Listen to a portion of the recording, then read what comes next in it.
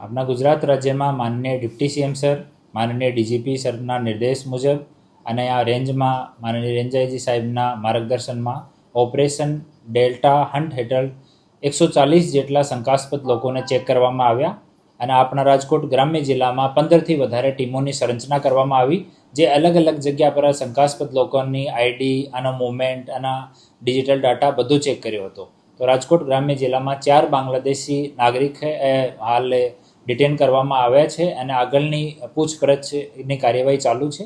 4 મહિલાઓ છે અને હાલ અલગ અલગ પોલીસ સ્ટેશનમાં રાખેલી છે, ત્યાં એની પૂછપરછ કરવામાં આવી રહી છે.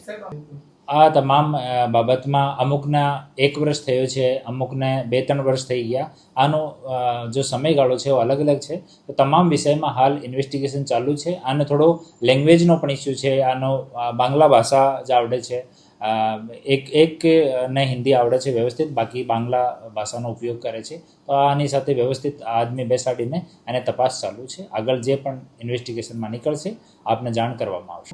હાલ પ્રાઇમરી જો પૂછપરછ થઈ છે એમાં એ લોકો મજૂરી કામ પોતાનો વ્યવસાય બતાવ્યો છે.